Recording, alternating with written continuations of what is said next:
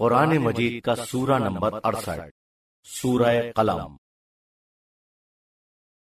سہارا اللہ کے نام کا جو سب کو فیض پہنچانے والا بڑا مہربان ہے۔ نون، قسم ہے قلم کی اور اس کی جسے لوگ لکھتے ہیں۔ آپ اپنے پروردگار کے فضل و کرم سے دیوانے نہیں ہیں۔ یقیناً آپ کے لیے بڑا اجر ہے جس کا احسان آپ پر جتایا نہیں جائے گا، اور بلا شبہ آپ عظیم اخلاق کے درجے پر فائز ہیں۔ تو بہت جلدی آپ بھی دیکھ لیجئے گا اور انہیں بھی دکھائی دے جائے گا۔ تم میں سے کس میں دیوانگی ہے؟ یقیناً آپ کا پروردگار خوب جانتا ہے اسے جو اس کی راہ سے ہٹا ہوا ہے، اور وہ زیادہ جانتا ہے انہیں جو سیدھے راستے پر ہیں۔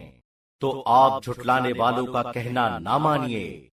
وہ چاہتے ہیں کہ آپ رو رعایت سے کام لیں تو وہ بھی رو رعایت کریں، اور کہنا نہ مانیے ہر بڑے قسمیں کھانے والے ذلیل شخص کا، جو نکتہ چینی کرنے والا، چغلیاں کھانے کے لیے دوڑ دھوپ کرنے والا، خیر خیرات کو روکنے والا، ستمگر، گنہگار، سرکش، اور پھر اس کے بعد بد اصل ہے اس بڑتے پر کہ وہ مال اور اولاد والا ہے۔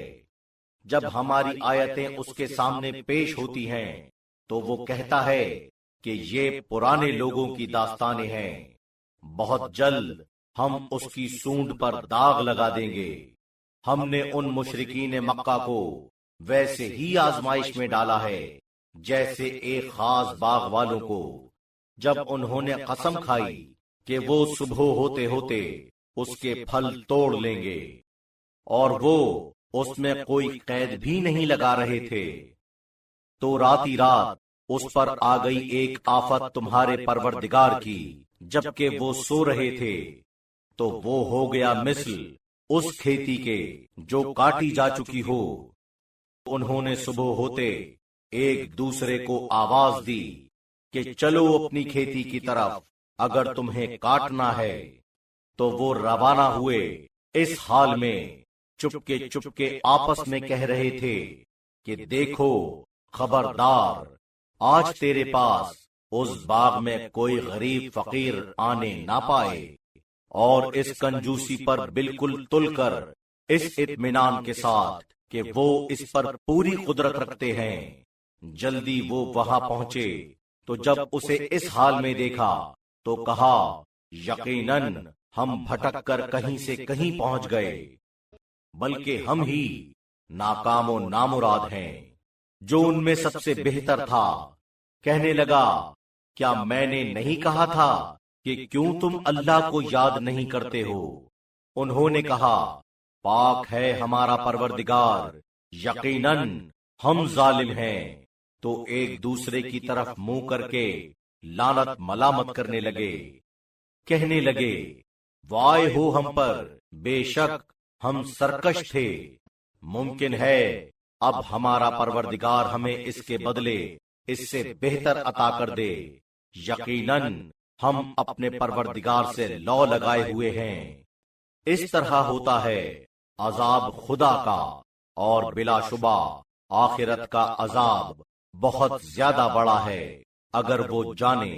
یقیناً پرہیزگاروں کے لیے ان کے پروردگار کے یہاں نعمت کے گھنے ہوئے باغ ہیں۔ کیا ہم اطاعت گزاروں کو مثل گناہگاروں کے کر دیں گے؟ تمہیں کیا ہو گیا ہے؟ کیسے حکم لگاتے ہو؟ کیا تمہاری کوئی خاص آسمانی کتاب ہے جس میں یہ تم پڑھتے ہو کہ تمہارے لیے وہی ہے جو تم پسند کرتے ہو؟ یا کیا تم نے ہم سے کچھ قسمیں لے لی ہیں جو قیامت تک کے لیے ہیں کہ تمہارے لیے وہی ہے جو تم حکم لگاتے ہو؟ ان سے پوچھو کہ ان میں سے کون اس کا ضامن ہے، یا ان کے کچھ آدمی ہمارے شریک کار ہیں، تو ان اپنے شریکوں کو پیش کریں اگر وہ سچے ہیں۔